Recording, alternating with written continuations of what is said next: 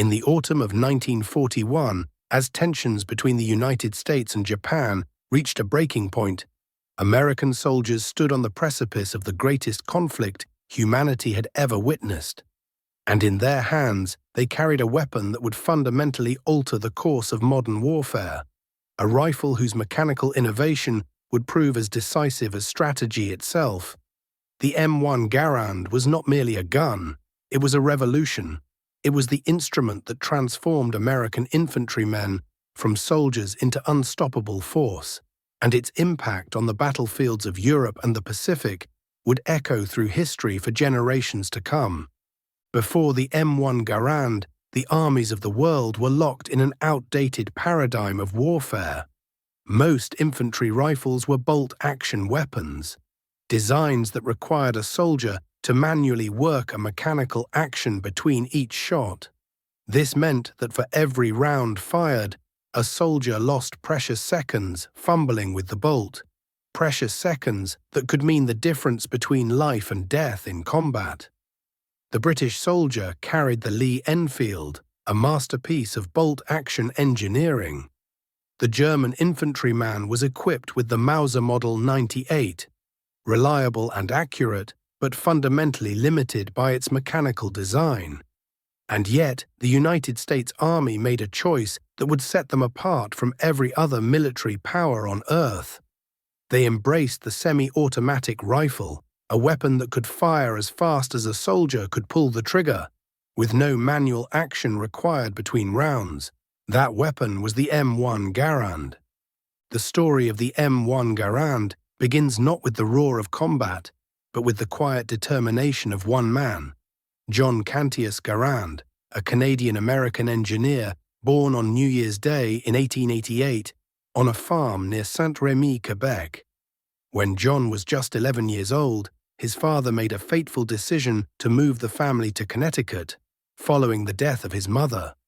Young Garand arrived in America speaking only French, and despite the hardship, he would go on to become one of the most consequential inventors in military history.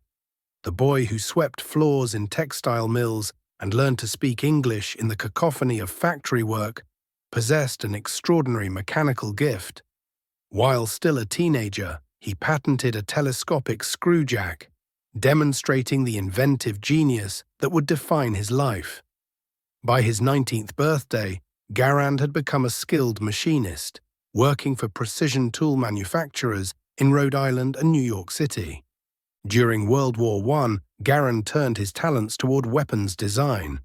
He developed a novel machine gun concept based on his understanding of gas-operated mechanisms, a revolutionary approach drawn from his study of steam engineering.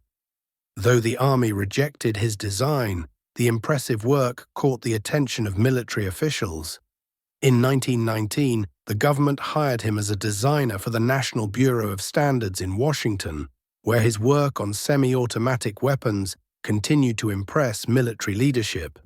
By November of that same year, Garand was transferred to the Springfield Armory in Massachusetts, where he would spend the next 3.5 years, decades perfecting what would become the most celebrated rifle in American military history.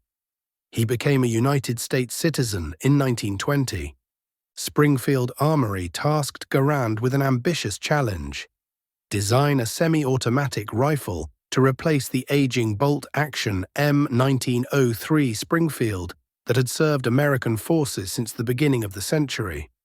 It was a daunting undertaking. Semi-automatic rifles were temperamental machines. They jammed. They failed in extreme conditions. They were complex and expensive to manufacture. Military skeptics questioned whether soldiers could be trusted with such sophisticated mechanisms. Could the rifles function reliably in mud and snow? Could they be produced in the vast quantities required by a modern military? Would accuracy suffer as a result of rapid semi-automatic fire? Throughout the 1920s, while the world grappled with economic crisis and the rise of fascism, Garand labored with meticulous determination. He submitted design after design, each one carefully refined based on military specifications that seemed to shift with bewildering frequency. First, the Army wanted a rifle chambered in a new .276 caliber. Then, in a dramatic reversal in 1932, Army Chief of Staff Douglas MacArthur personally ordered all work on alternative calibers to cease. He insisted that the new rifle be chambered in the existing .30-06 Springfield cartridge, partly because vast ammunition stocks already existed. This forced Garand to completely redesign his gas-operated system to accommodate the different caliber. After 17 years of development work under exacting and often contradictory military specifications, Garand achieved what had seemed impossible. On January 9, 1936, the United States Army officially adopted his semi-automatic rifle as the standard infantry weapon. The rifle was designated the M1 rifle, with Garand's name becoming synonymous with this achievement. The weapon weighed 9.5 pounds and measured 43.5 inches in length, fired from an 8-round en-bloc clip of .30-06 ammunition. It employed a long-stroke gas piston operating system that was both elegantly simple and remarkably robust, harnessing the expanding gases produced by firing to operate the action without requiring manual manipulation. Garand patented the design in 1932, and on January 20, 1936, he transferred all rights to his invention to the United States government, surrendering any claim to royalties or future profits. A grateful Congress would later consider awarding him $100,000 in recognition of his service, but that bill failed to pass. The man who gave his nation the greatest rifle of the 20th century would receive no financial reward. Only the honor of knowing his creation would serve his adopted country. Production of the M1 began gradually in 1937, but the rifle faced significant initial challenges. The early production models utilized a gas trap system that proved problematic, accumulating carbon deposits that hindered reliability. By 1940, Garand had refined the design, replacing the gas trap system with a more efficient gas port mechanism mounted directly on the barrel. These improvements transformed the rifle's reliability, ensuring that it could function flawlessly in the harshest conditions imaginable. By late 1941, as the United States prepared for war, the majority of American infantry were equipped with the M1 Garand. The M1's most distinctive feature was its en-bloc clip system. Rather than use a detachable magazine, which military planners feared soldiers would lose in combat, or which would clog with dirt and debris, Garand developed a method by which ammunition was loaded in a metal clip that was inserted directly into the weapon's top. When all 8 rounds had been fired, the empty clip would eject automatically with a distinctive metallic ping, a sound that would become forever associated with the weapon. A persistent myth suggests that German and Japanese soldiers learned to identify this ping and time their attacks when American rifles were empty.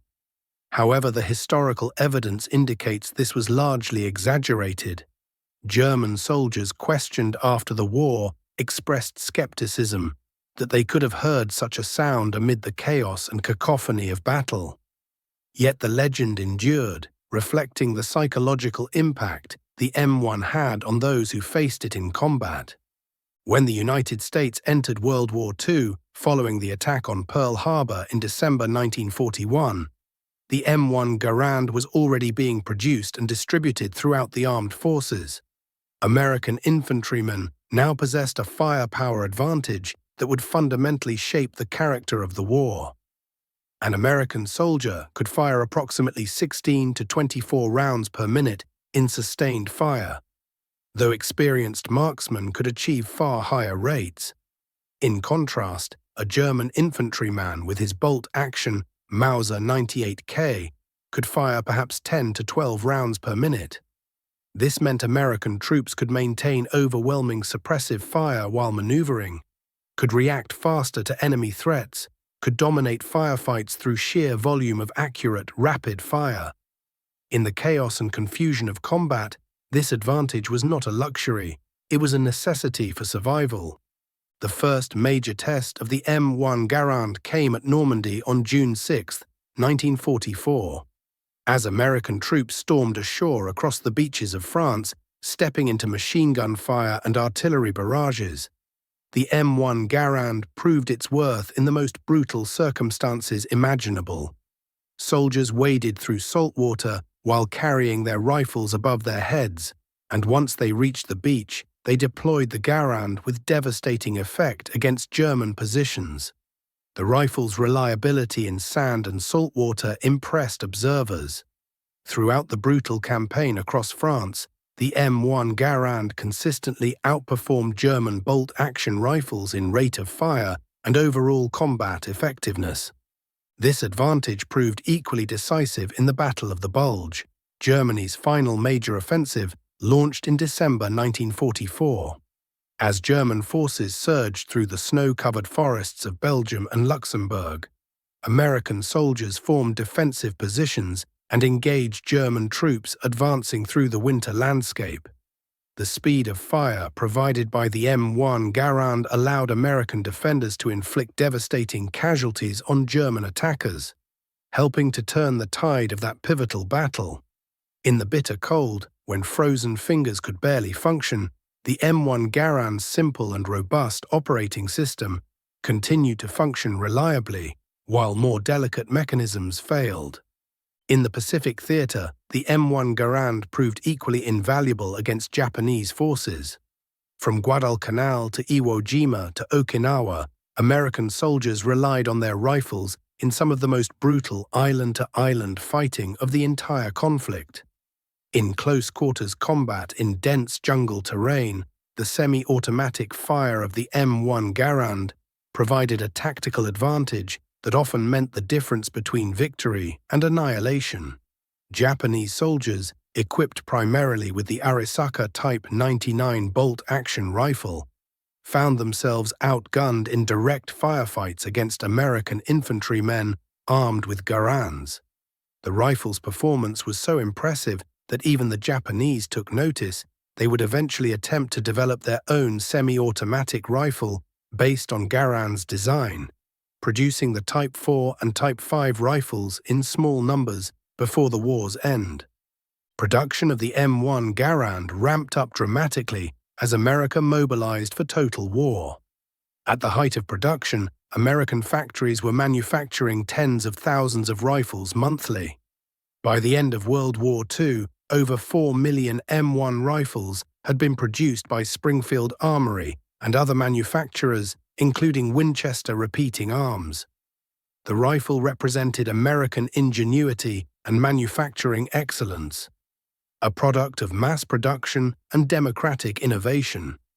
It embodied an American willingness to embrace technological advancement in service of military effectiveness. The soldiers themselves recognized the weapon's exceptional qualities. In letters home, in battle reports, and in the memories they carried after the war, American servicemen praised their rifles with reverence and affection.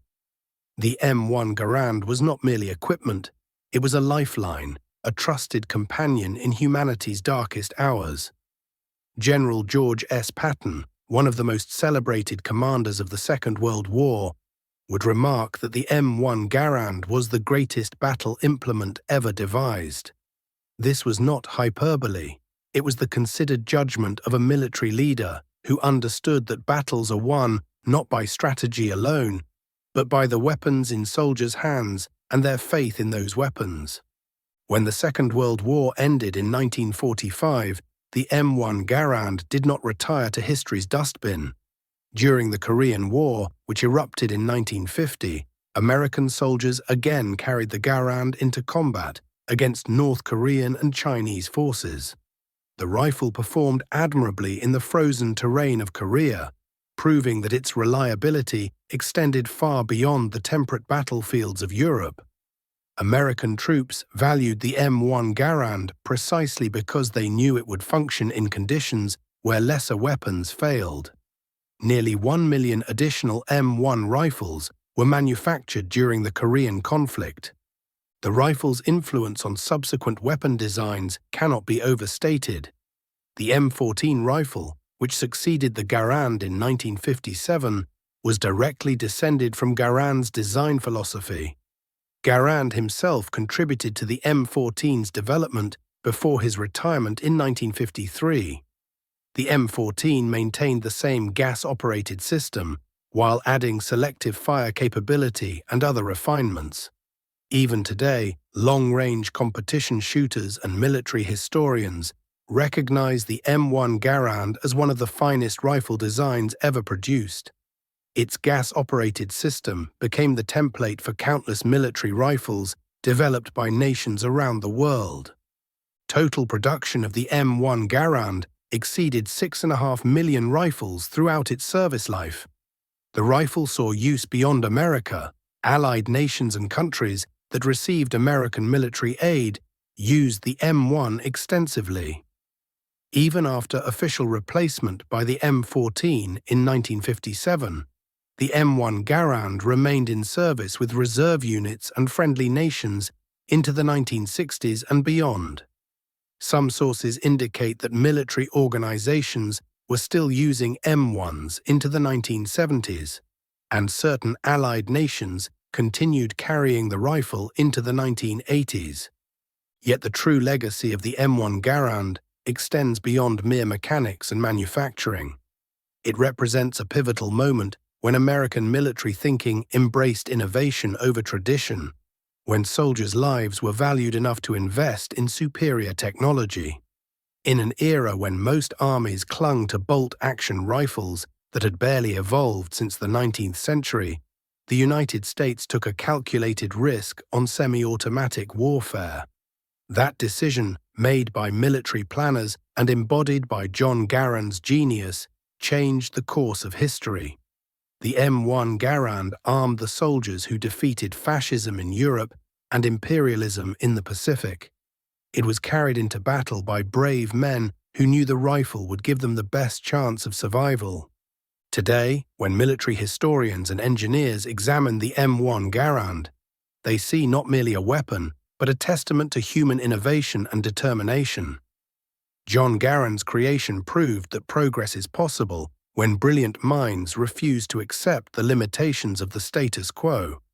The rifle's success demonstrated that embracing technological advancement, even when it contradicts established doctrine, can produce extraordinary results on history's grandest stage. Garand himself remained connected to Springfield Armory as a consulting engineer until his retirement at age 65 in 1953. He died in Springfield, Massachusetts on February 16, 1974, having witnessed the full arc of his rifle's influence on modern warfare. The M1 Garand won no battles by itself. It required soldiers of courage and commanders of vision. But in the hands of free men fighting to preserve freedom, it became far more than a rifle. It became a symbol of American resolve, American ingenuity, and the triumph of human will over tyranny. The story of the M1 Garand is ultimately the story of one Canadian immigrant boy whose mechanical genius and absolute determination gave his adopted nation an instrument of victory that no other nation possessed during the Second World War. It is the story of an engineer who refused to surrender his vision despite decades of rejection and specification changes. It is the story of American manufacturing might, American vision, and the belief that superior technology could save lives on the battlefield. That belief proved correct beyond measure.